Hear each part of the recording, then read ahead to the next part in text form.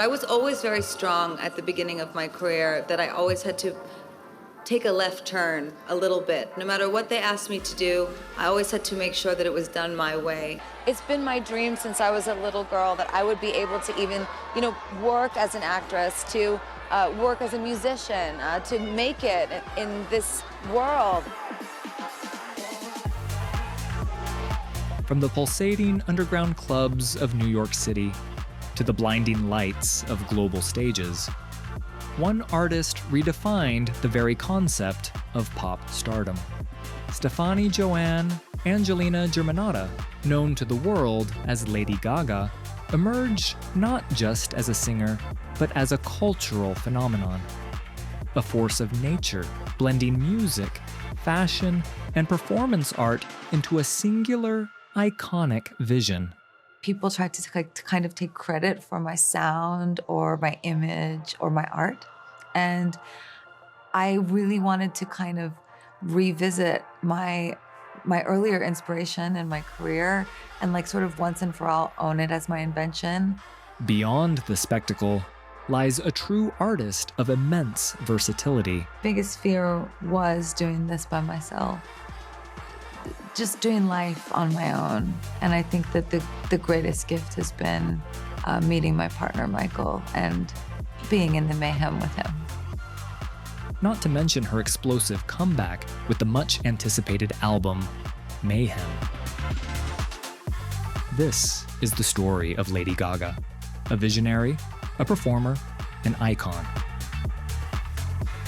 A woman who dared to create her own reality, and in doing so, changed the world.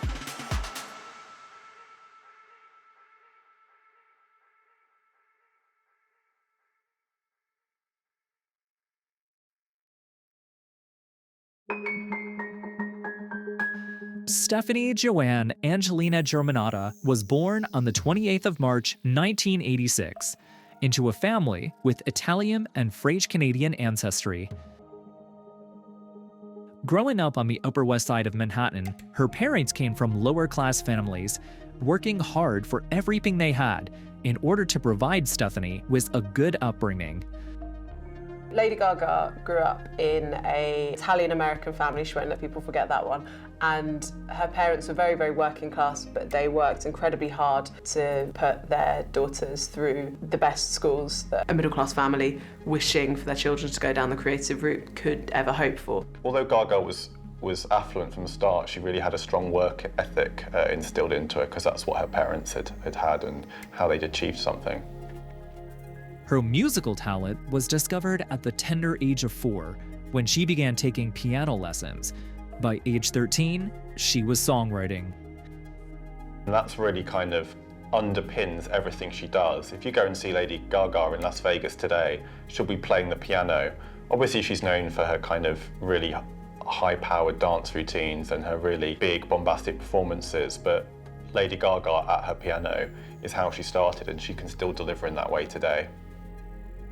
Stefani's parents encouraged her to pursue music and acting, enrolling her in a summer creative arts camp while she was on breaks from school.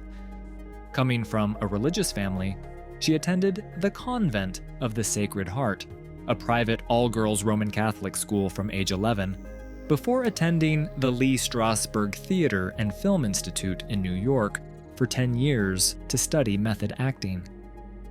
While in her teens, she auditioned for many different acting roles and plays with no success. This led her to realize she wasn't meant for the world of acting yet, and pushed her towards focusing on music. Stefani then went on to attend New York University Tisch School of the Arts, studying music and improving her songwriting skills. This solidified her passion for creating music and performing. She dropped out in the second semester of her sophomore year to focus on creating music and becoming a performer. During this time of self-discovery, she realized that she wasn't meant to be just Stefani, and bigger dreams lied ahead.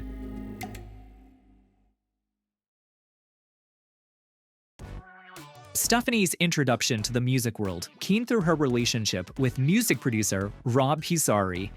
He wanted to try and kickstart a career for her, and even came up with her star title, Lady Gaga, influenced by the Queen song, Radio Gaga.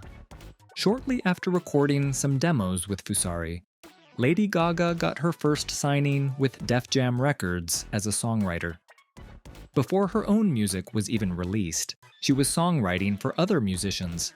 The contract with Def Jam Records was short-lived, as the company didn't like this persona of Lady Gaga, her edginess and obscure ideas, so they dropped her after 3 months. With a heavy heart, Gaga returned to her home in New York and began to take performing into her own hands. She started up in burlesque clubs and entered into the world of go-go dancing. Fusari continued working on Gaga's demos, wanting to see her succeed. Eventually, she met with producers for Interscope Records and other imprints of the company. This led to her relocation to Los Angeles to focus on releasing a debut album. She also established her own creative team during this time, House of Gaga. No, we all see very eye to eye on things, and we propel one another, and that's what's great about working with your friends and working with people that you really love their work, because you love to see them do great things. Lady Gaga's debut album, The Fame, was released August 19, 2008. The album was very successful and reached #1 in the UK, along with other European countries. The album went on to win a Grammy for Best Electronic Dance Album. As we all know, The Fame was a phenomenon really from the start. Her first single, Just Dance, was a #1 hit all around the world. Just Dance was the song that launched Gaga, but I think the one that really kind of cemented her as a huge deal was Poker Face. It's probably even today, like if you ask people to name 2 or 3 Lady Gaga songs, they're gonna say Poker Face. It's just such a catchy electro-pop song of the era with a really great, glamorous video.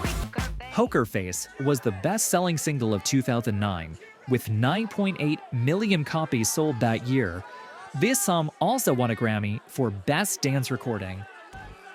She had cemented herself as the new hot thing in pop music, and it was only when she started to do a few interviews that people realised there is a lot of depth underneath here. This is the Trojan horse. The Trojan horse was this very clean, happy, accessible pop, whereas there were layers beneath that we would come to see more of. The Fame was largely inspired by the surge of tabloid stories surrounding female pop stars in the years it debuted. Gaga said the album was intended as a warning to leave female tabloid fixtures alone. It's another song that's really kind of playing off this idea that Gaga's whole purpose is to be famous, her whole purpose is to give everything she's got to her fans, but that comes with a downside, which is that the paparazzi are going to hound her. And she really visualises that with her performance at the VMAs in 2009, where we see her rising from the stage and bleeding. Gaga's performance of Paparazzi at the 2009 VMAs is considered by many to be a performance that changed pop music forever.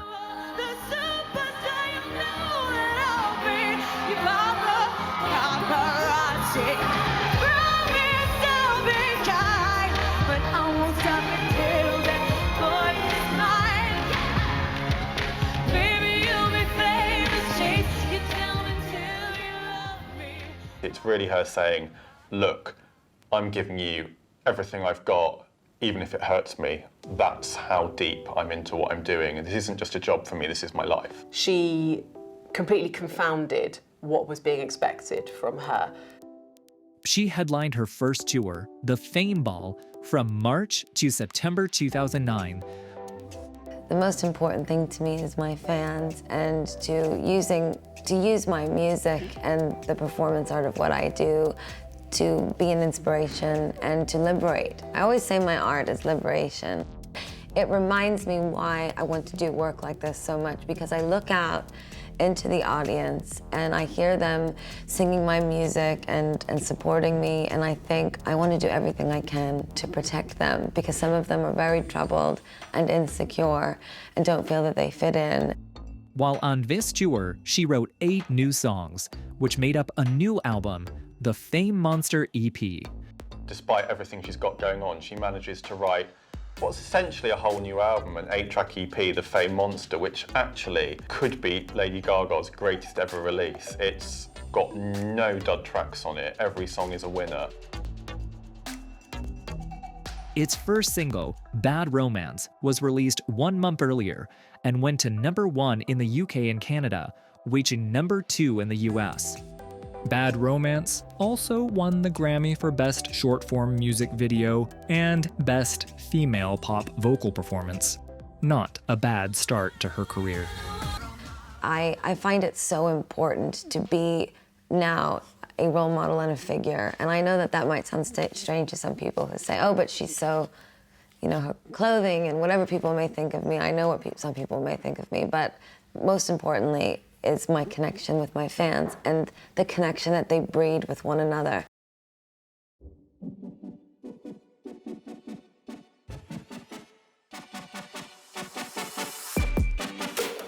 Within the first couple years of her professional career, she had generated such a buzz surrounding her music and persona.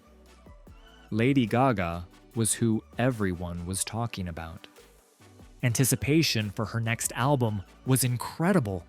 She had already established a huge fan base who loved her style and the image of being true to yourself. Born This Way, Gaga's second studio album, was released on May 23, 2011. Debuting in the top 5 of every major music chart worldwide, Lady Gaga's second album, Born This Way, arrived with so much expectation. She was the biggest pop star on the planet at this stage, and she'd just come off The Fame Monster, which was an 8-track EP that was basically perfect. There was a lot of expectation on Lady Gaga to do as well as The Fame Monster. She'd already set up this huge legend around herself as being a pop star who could mess around with our expectations and create wonderful, catchy pop at the same time. And then Born This Way came along. the single of the same name burned a Guinness World Record when it sold more than 1 million copies within 5 days of its release. It was a self-declared gay anthem. It was her directly mentioning LGBT issues, and she mentioned transgender in a song before it had ever been mentioned in any other mainstream recorded song. She said, "I'm going to make you a gay anthem," and the gays loved it. This album is my baby. I spent over a year and a half, almost 2 years writing it, and I wrote it while on tour, on the Monster Ball tour. So I was inspired by each and every city that I went to and the fans from each and every city. The album is about being yourself and loving who you are and being proud, and that in life you can be reborn over and over again until you find that part of you that represents you the best. The single also gained Gaga a lot of respect for supporting everyone being who they want to be and promoting self-love. She also became very popular with the LGBTQ+ community from this. It was all about being who you are, no matter who you are. It really set into motion a big cultural discussion that was already being had by a lot of people in the LGBT community, but she showed herself as a real ally and set up an LGBT foundation called the Born This Way Foundation. It was an incredibly successful song. I think over time that song has really solidified her relationship with the LGBTQ community. It's not the most subtle song in the world. It's a little bit obvious, but I think everyone knows that what Gaga was doing was well-meaning. And it's a really massive tune. If you're out in the club and that song comes on, you're going to dance. Gaga began work on her third studio album, Art Pop, in early 2012 during the Born This Way Ball tour. People started to perhaps lose sight of her poppier overtones. It was revealing more of her artsier interests. Born This Way, the previous album, had performed well, but maybe not quite as well as she would have liked. And Art Pop from the start was talked up as this kind of phenomenon that was like no album we'd ever seen before. There was talk of it being an app and inventing a whole new kind of music. I mean, Art Pop was basically a play on like Warhol's pop art, but Gaga was talking up like something new. Art Pop sold more than 2.4 million copies worldwide, showing Gaga was continuously dominating ratings and music sales. Applause was the first single to be released from this album. It received positive feedback for its fast pace and catchiness.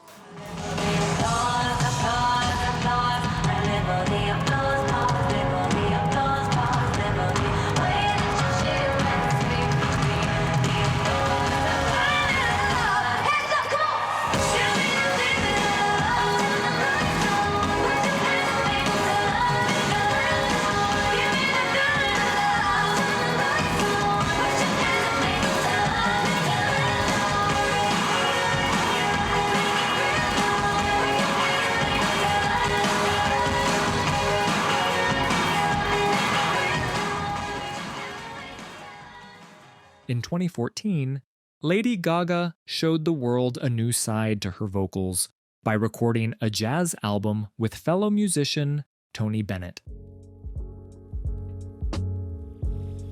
The album, Cheek to Cheek, explored a more down-to-earth angle of Gaga's character.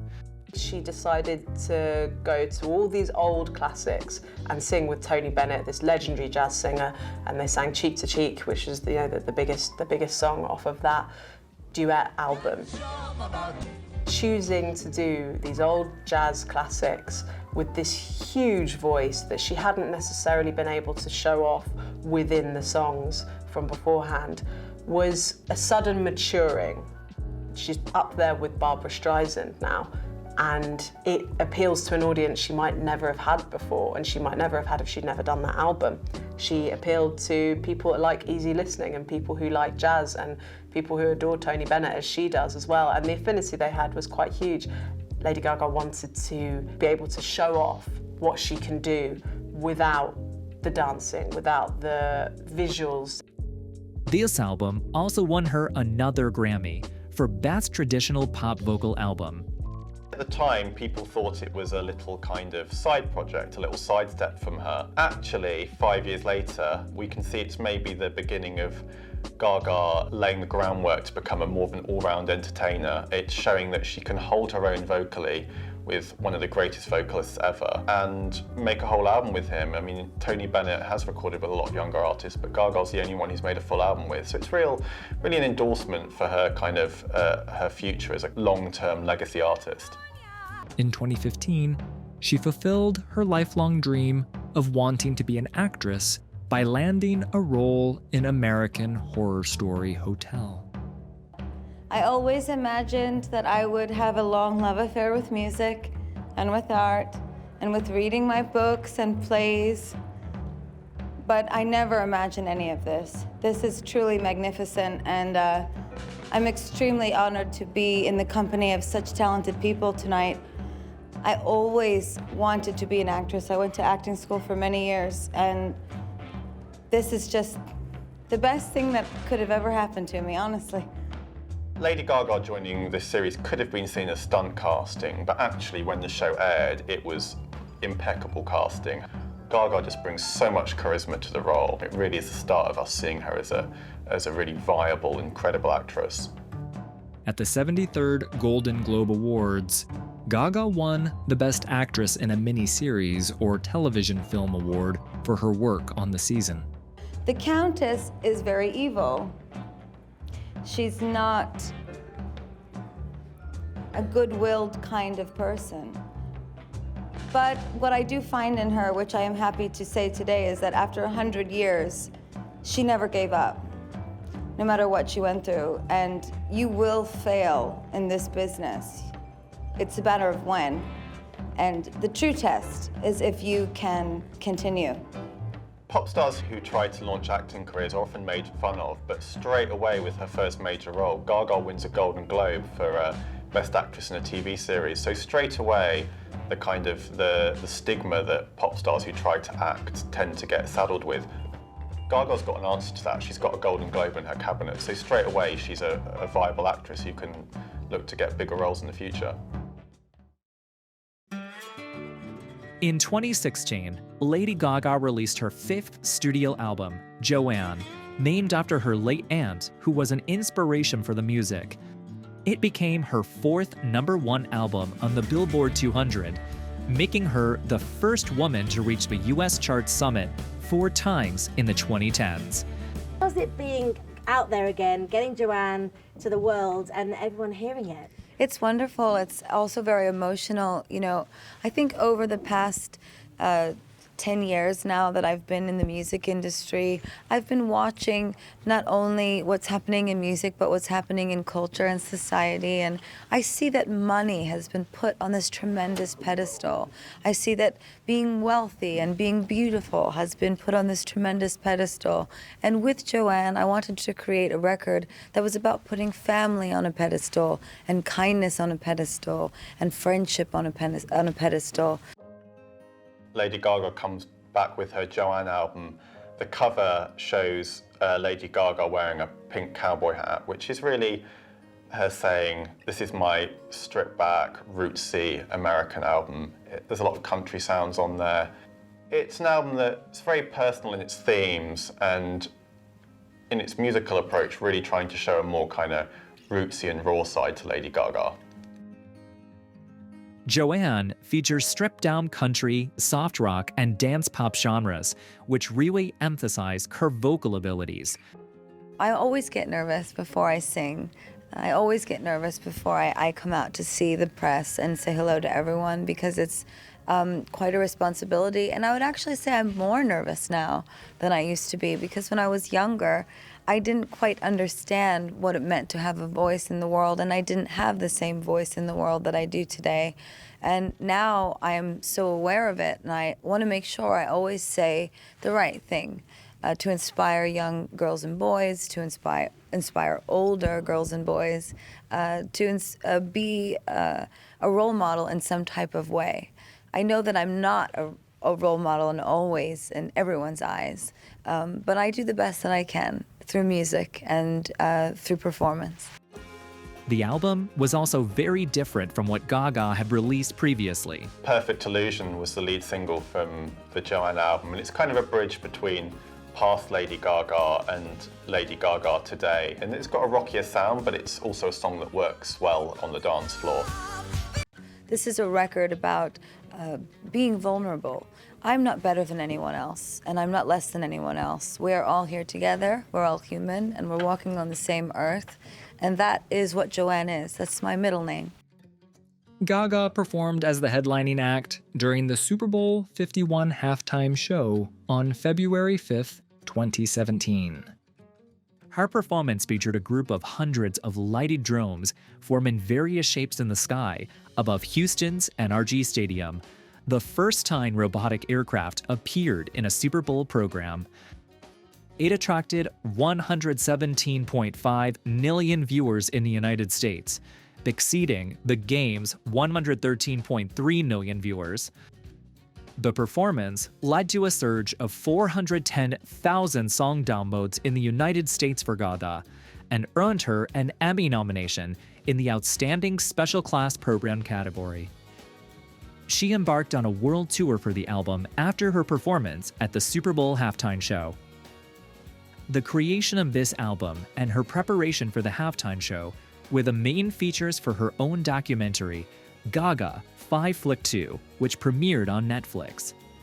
Well, basically what I told him is if I am aware that you are filming me all the time, I'm gonna go crazy and we can't do this simply. So as long as you can be a fly on the wall and I sort of forget that you're there, you know, I'll give you access to everything.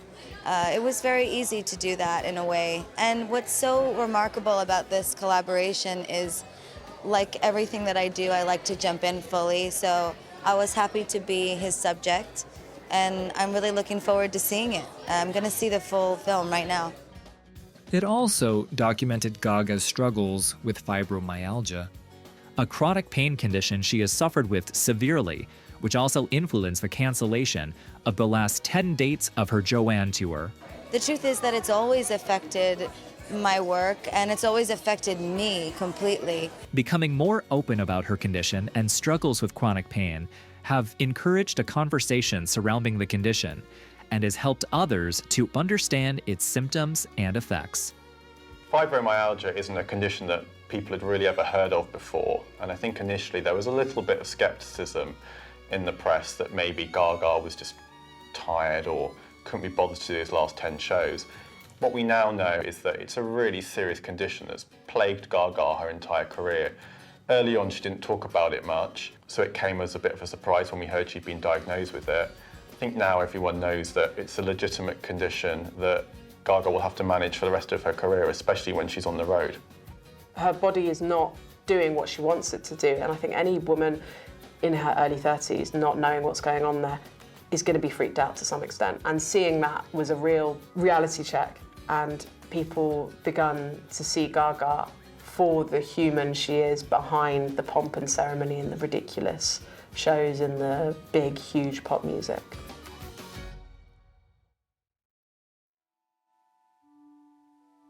In 2018, Lady Gaga made her on-screen debut in a remake of the 1937 romantic musical, A Star is Born. The remake was directed by Bradley Cooper, who was also taking on one of the lead roles opposite Gaga. Lady Gaga's next big acting role is A Star is Born. Fourth time Hollywood has made A Star is Born. When the film was announced, we heard she was going to be starring with Bradley Cooper and that he'd be directing. There was a little bit of skepticism. I think the general consensus was we don't need another version of this story. We've seen it with Judy Garland, we've seen it with Barbra Streisand. But as soon as it started playing at film festivals, even before the film came out, it was clear it was going to be a really big deal. Gaga's performance was really the thing that was singled out for the most praise. She plays a character called Ali, who's an aspiring singer-songwriter who becomes involved with an older, established star who's got a drink problem, and she's really the heart and soul of that film. So I think after A Star is Born, she's a legitimate film actress who can probably have her pick of roles. Look at you. In all the good times, I find myself longing for change. Here's what we're gonna do. We come sing that song, what I love. No, I can't do that. Here we go. It's not funny. Jack. Look at me. All you gotta do is trust me. That's all you gotta do.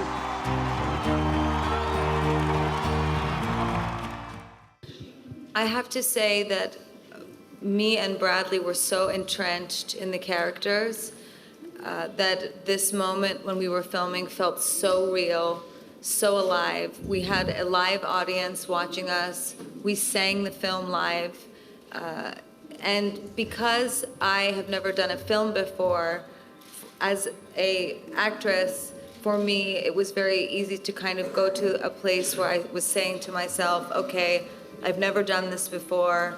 This is my first time on film, and get into that circumstance and then go out into play. And she does. Ali has that. She takes a bit of liquid courage. She knocks down the shot glass and she goes out there and she gives it her all. And I remember very well that it was, I think, the last take of the performance. We did many takes of it, and it was the last take, and Bradley came over to me right before, and he said, okay, now on this one, I want you just to have fun. And I performed, and I'll never forget it. It really did feel like I was performing my song for the first time. It was very, very special. And I just have to add to that we can all attest to that. You know, it was special for you, but I wish you could have been there to actually watch it happen, because while we were filming this movie, we also had the opportunity of watching and being a part of watching her sing every day. And it was literally the whole crew would just sit back, and we all kind of forgot we were even doing a job every time she sang. We were just sort of sitting there watching it and feeling very grateful that we were there at this moment to watch this incredible artist do her thing. And that really, it never got old. Right? I mean, it was insane. All of a sudden, she starts, and you know, the temperature in the room changes. She somehow managed to peddle this line that she was just this little unknown from Manhattan, just trying to make it big in the big city, and not quite acknowledging that she was already a huge star. But it was a comeback in some ways. She'd already had to cancel a load of concerts. People weren't necessarily sure they were going to get another tour out of her. And then she comes along with this story all about a young woman, a lot like herself, going against the odds and making it into a huge star and kind of crushing everyone else in her path. And I've been able over the years to meet some amazing musicians who have done very well in their field, and the one thing that I'd always heard unsolicited was how much respect she has across the community as an artist. Outside of that, I was not that familiar with her, and it wasn't until I heard her sing live where I was absolutely blown away, and then I met her a couple days later, and then once meeting her, it's, you know, she's an incredible human being. And it was, then I got very excited about the idea of her potentially, you know, using all of that magic. What I wasn't aware of was her work ethic. Her work ethic is just unparalleled. The pair had amazing on-screen chemistry and even performed the leading single from the film, Shallow, several times at awards shows. Lady Gaga didn't just star in A Star Is Born. Very cleverly, she exec produced and recorded the soundtrack. She actually wrote a lot of the songs on A Star Is Born with Mark Ronson, who she'd worked with on Joanne. And in hindsight, you can almost see Joanne as kind of a test run for the A Star Is Born soundtrack. The big breakout hit from A Star Is Born is Shallow, her duet with Bradley Cooper, which won Best Song at the Oscars and at the Golden Globes, and is probably up there with Poker Face, now her defining song. When they performed it at the Oscars, it really flipped around what had happened in A Star Is Born. In A Star Is Born, you've got Jackson, who's Cooper, and you've got Ali, who's Lady Gaga, and Jackson's kind of helping Ali into this big wide world of the music industry. And then, cut to the Oscars, you've got Bradley Cooper, who's not the best singer, and Lady Gaga at the piano, just her encouraging him to really go for it and sing, and her kind of taking him through it. And at the end, they almost kiss, which of course added to so many more rumours that they were together, which definitely increased the hype around the film. In the shallow, in the shallow, in the shallow, we're far from the shallow now. This was the leading single from the film. It reached #1 on both the US and UK charts. The song earned Gaga an Academy Award, a Golden Globe, and Critics' Choice Movie Award for Original Song, as well as Grammys for Best Pop Duo and Best Song Written for a Visual Media. I said it before and I'll say it again. This is not easy work. And nothing was handed to us. And I couldn't be prouder to be up here with my real friends. We really sat in a room and wrote a song together, not knowing if anyone would give a damn. And we talked to each other about life. Say something, Mark. I can't keep talking. Well, we also, me and her drank a lot of Jameson. She sat at a piano, I'm telling you. Like, Then, not today. She sat at a piano, and we all had headphones on, and there was like this slightly quiet, hushed vibe in the room, and Anthony was playing a guitar, and I remember when she first was kind of like throwing out melody, she's like, "Tell me something, girl," and all my hair stood up, and I thought, like, it felt like someone hugging my soul from like the heavens. And that's what this song has. It has melancholy, it has triumph, it has the feeling of a hug, all these things. And then the performance in the film and Bradley's direction is what then put it in everyone's hearts. So Yes. That's all I could really. We have to thank Bradley tremendously, because the truth is, everybody in this room knows this song would not be what it is without this film and without Bradley Cooper and without his incredible voice on this record and without the way he shot this moment in this film. Gaga and Cooper both wrote and produced most of the 34 songs on this soundtrack. As of June 2019, the soundtrack had sold over 6 million copies worldwide. It just means the world to me, you know. I love acting so much. I've always wanted to be an actress, and I worked really, really hard on transforming into Ali. You know, she's nothing like me. She's nothing like how I was when I decided I wanted to go for it and be a musician and be a songwriter and, you know, become all of the dreams that I had. to be honored this evening is a recognition of hard work. And, you know, I just want every little girl and little boy and people of all sexual identities that are out there to know that you can dream big, and if you work hard, you can achieve whatever that you want.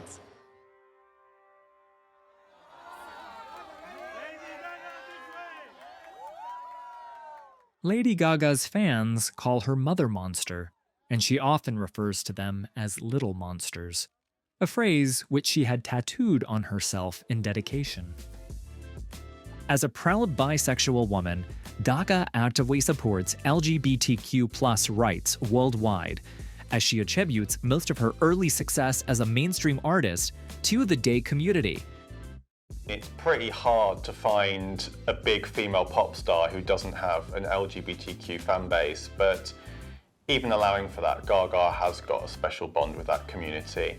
I think it's rooted in the fact that Gaga has championed LGBTQ people right from the start of her career and fought for their representation. She highlights LGBT people, but also sings about a defiance, about pushing through, about evolving, and about the wonders of just letting yourself go on the dance floor. Her fostering of the monsters, of the weird people, of the strange and obscure and the avant-garde is always going to lend itself to her being great to this community. I hope that everyone there in Sydney feels so much joy and celebrates all sexual identities. And I also have a true dream in our future as we evolve as humanity, that these award shows will not be male and female, but that we include everyone.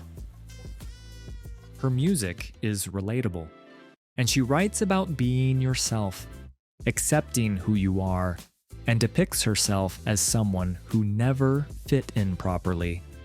But she's proud of who she is today, a message she spreads to the community. I believe in the power of music to change people's lives, not necessarily my music, but music in general.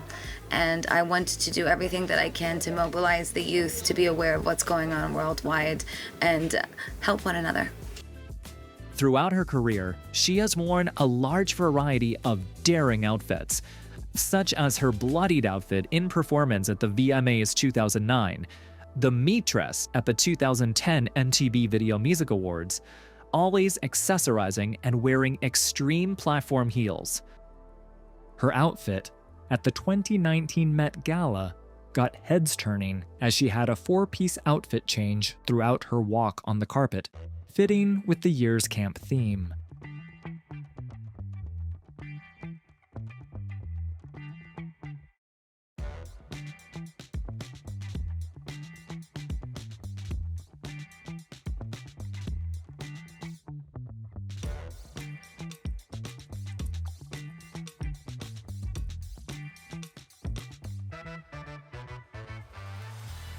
However, further into her career, Gaga started to calm down with her image. Gaga has said in various interviews that she didn't feel good enough to just be herself, hence hiding behind the costumes and eccentric accessories. She says the continual reinvention is liberating herself, which she has been drawn to since childhood. After making progress in her career and finding her true self, she can keep a stripped-back appearance and still be a fan favorite.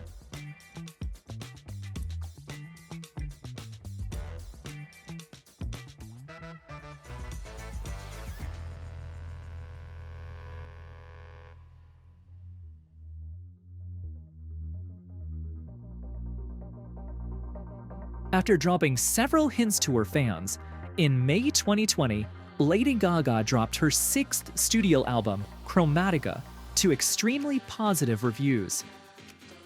Fans went wild for the new album and were streaming it from the moment it was released. On Chromatica, Gaga returned to her dance pop roots and discussed her struggles with mental health. It debuted at the top of the US charts, becoming her 6th consecutive #1 album in the country, and reached the top spot in more than a dozen other territories worldwide.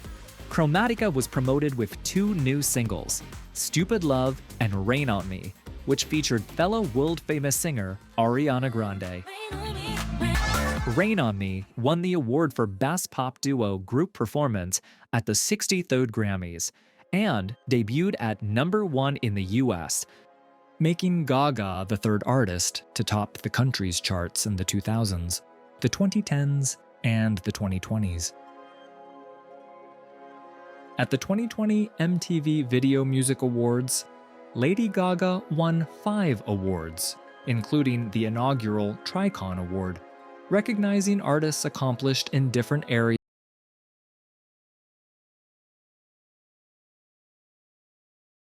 2021, during the inauguration of Joe Biden as the 46th President of the United States, Lady Gaga sang the national anthem.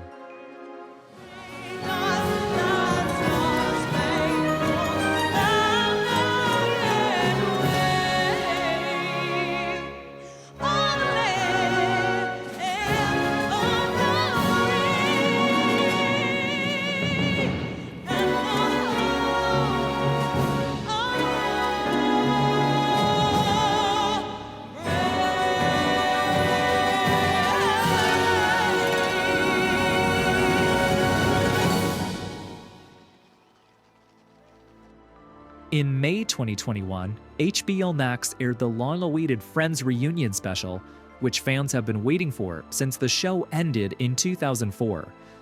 Lady Gaga became part of the reunion special when she sang alongside Lisa Kudrow on the set of the infamous Central Park Cafe.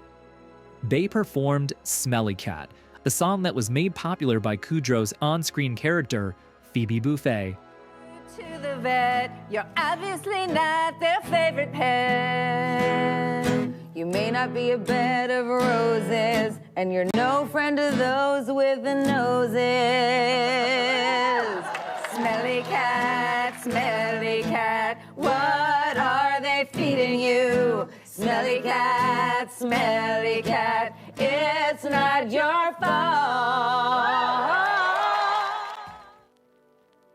2021 also saw Gaga step back into acting as she was cast in Ridley Scott's upcoming film, House of Gucci. In House of Gucci, Lady Gaga delivered a powerful and transformative performance as Patrizia Reggiani, the ambitious and ultimately vengeful wife of Maurizio Gucci. Her portrayal of Reggiani's descent into obsession and her orchestration of Maurizio's murder was a critical element of the film's narrative. I've been very open about having post-traumatic stress disorder, and I have complex PTSD, so that's not a single incident PTSD, it's multiple incidents. I used all of them at different times, in different moments in the script. It's what I was compelled to do for the role because I thought to myself, well, there's simply no other answer for why she would have her husband murdered. But I'm a romantic. I have a romance with the script, a romance with my character, a romance with the cast. It was, I think, in a way therapeutic in the way that what he called it was an exorcism. I relived all of this to play her. While she didn't secure an Oscar, her performance was widely acclaimed, earning her nominations for Best Actress at the Academy Awards, BAFTA Awards, and Golden Globe Awards. She did win several awards for the role, including the New York Film Critics Circle Award for Best Actress, showcasing the impact of her portrayal on critics and audiences alike. You know, I think when people say, performance of a lifetime, that what I felt doing this role was that I put my lifetime into the performance. And it's something I'll never forget. Every day on set, I was so aware that my feet were planted on the soil of the home of my ancestors and that they worked so hard so that my family could have a better life. And look at me now. Look where we are. That's really interesting because as an Italian American, do you think that allowed you to bring in another layer to your approach to playing this role? I think that it brought in another layer for sure because of my reverence for Italy and for Italian people, but being Italian American is different than being Italian. My family came over and was immigrants here, but then we assimilated. So assimilation changes culture. And I grew up in a culture of plenty. I grew up with a ton of food on the table and a lot of celebration over family and relationships and realness. And so I would say in a way, yes, because of my reverence for being Italian American. And also it was a challenge because I was very aware very quickly once I started to research Patrizia Gucci, Patrizia Reggiani, and watch her interviews that this is a real Italian woman. This is not an Italian American. And that means that my ethnicity had to be accurate. You totally absorbed yourself in the role, and that is very, very obvious. Much has been made of that. Tell us about that particular approach that's been called everywhere, method acting. Yeah, I consider myself a method actress. I don't view this as a badge of honor that I need to wear, nor do I think it's the best way to act. It's just my way. I studied Lee Strasberg method when I was younger, and I studied at Circle in the Square. I learned lots of sense memory technique, a lot of personification. I worked with Susan Batson, an incredible acting teacher for this film, and I used the Susan Batson method as well. I worked with Beatrice Peluccia on the movie, and she's a real Italian woman who worked on my dialect with me and was with me every day. So I spoke in my accent for 6 months before we started filming, and then I continued to speak in it for 3.5 months. So I was in my accent all the time. In May 2021, to celebrate the 10th anniversary of Born This Way and its impact, West Hollywood Mayor Lindsay P. Horvath presented a key to the city to Gaga and declared May 23rd as Born This Way Day. A street painting with the Daniel Quasar's version of the gay flag, which includes trans and queer people of color, featuring the album's title, was also unveiled on Robertson Boulevard as a tribute to the album, the ways it has inspired the LGBTQIA+ community over the past years, and to kick off the city's Pride season. Following this, in June 2021, to mark 10 years since the release of her album Born This Way, Lady Gaga announced a 10th anniversary edition of the album. It includes all 14 original tracks, as well as 6 special new reimaginings of fan favorite songs. Each of these new editions was recorded by artists, both part of and advocates for the LGBTQ+ community, of which the original album was a celebration. Upon its original release in May 2011, Born This Way became Gaga's second UK #1 album and was an instant blockbuster record, outselling the rest of the top 10 combined on its release week, with sales of 216,000 copies. The year 2022 marked a significant period of triumph for Lady Gaga, primarily highlighted by the long-awaited launch of the Chromatica Ball.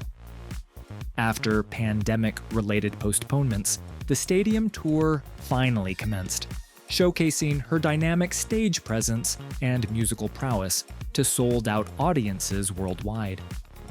This tour was a testament to her enduring connection with her fans and a powerful display of her artistic vision.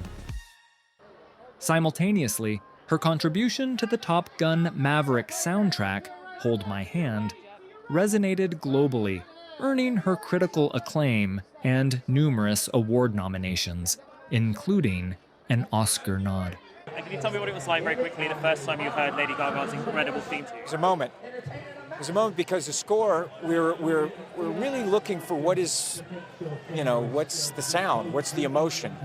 And I remember when I heard it, it was almost as if it's that time where you just feel like you're communicating, you're talking, even her world and our world, that we are saying the same thing. There's this message, and I felt her to be a guardian angel, and it became the score of our film, not just a song. She's not just a needle drop. This is the score of our movie, and her themes are the heart of the film. So it was a moment that I'll never forget, and I'll always be grateful to her for that. This cemented her versatility as both a performer and a songwriter, bridging the worlds of music and cinema with remarkable ease.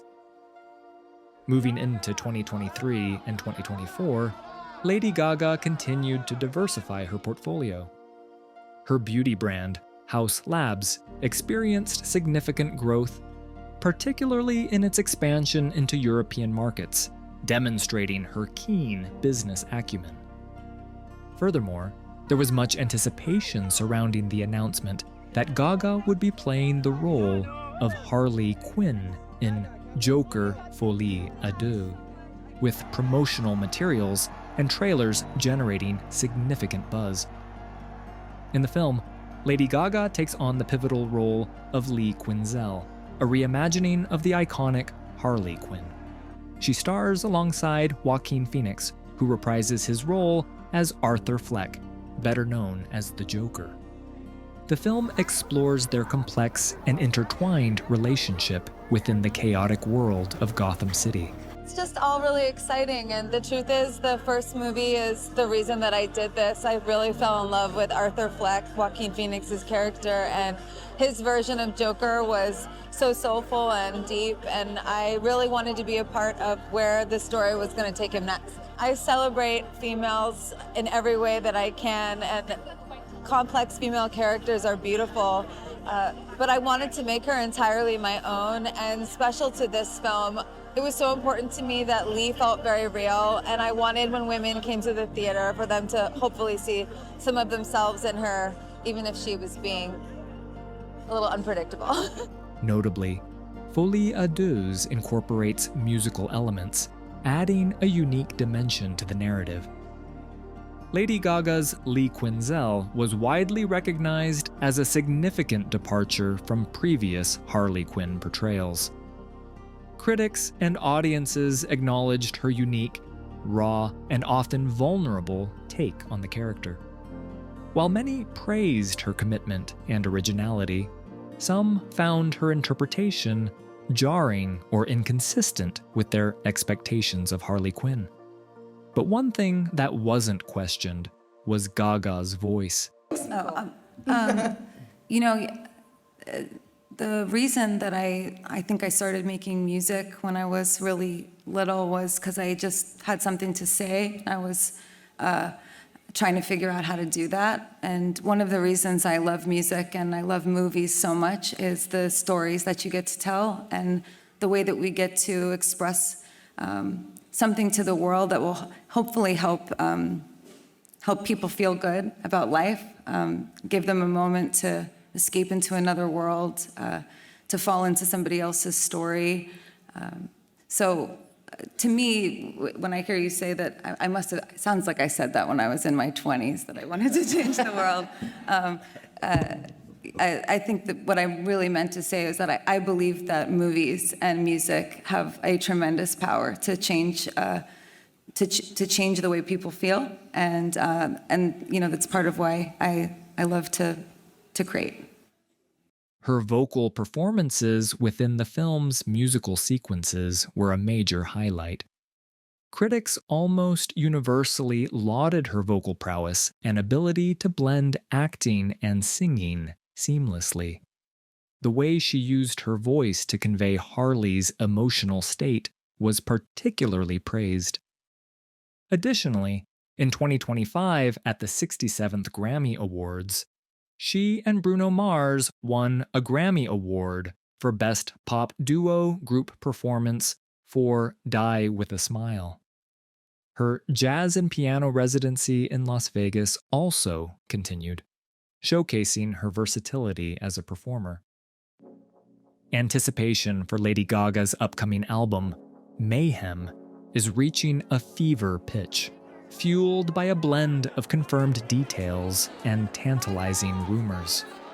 While concrete information remains somewhat guarded, it's known that Mayhem is set to explore themes of chaos, transformation, and the blurring lines between reality and artifice, reflecting a more experimental and potentially darker sonic landscape. The lead single, Synthetic Serenade, with its industrial-tinged beats and haunting vocals, has already generated significant buzz, showcasing a departure from her more recent pop-centric work. The follow-up single, Digital Decay, has also been released to critical acclaim. Adding to the excitement is the high-energy dance pop track, Abracadabra, which has seen significant commercial success, topping charts globally and becoming an instant fan favorite. The song's accompanying music video has also been lauded for its visual creativity. Speculation suggests the album will feature collaborations with avant-garde producers and artists, hinting at a genre-bending experience that pushes the boundaries of her previous discography. Fans can expect a visually stunning rollout, with Gaga's signature theatrical flair, and a collection of tracks that challenge both her own artistic evolution and the expectations of her audience. On the 7th of March, Mayhem was released through Streamline and Interscope Records. The album received critical praise, with reviewers noting it as a strong return to form to Gaga's pop roots, specifically The Fame in 2008. Reviewers highlighted the production, stylistic diversity, album cohesion, and noted musical inspirations from pop artists such as David Bowie, Madonna, Michael Jackson, Prince, and Blondie. Mayhem debuted with 45.3 million global streams on Spotify in its first day, becoming Gaga's second highest debut on the service for an album behind Chromatica. Lady Gaga's career is a testament to relentless reinvention and artistic audacity. From her groundbreaking debut to her award-winning film roles, she has consistently defied expectations, pushing boundaries and challenging conventions. The truth is, I want to take the pressure off of people. You know, you don't have to look like everyone else. You can look like you and have fun, you know, and get messy with it if you want to. A multifaceted artist, she seamlessly blends music, fashion, and performance art, creating a cultural phenomenon that transcends traditional entertainment. Beyond the spectacle, her commitment to social justice and mental health advocacy underscores a genuine desire to make a difference. Whether commanding stadium stages or delivering nuanced performances on screen, Lady Gaga remains a force of nature, an icon whose impact on popular culture is both undeniable and enduring.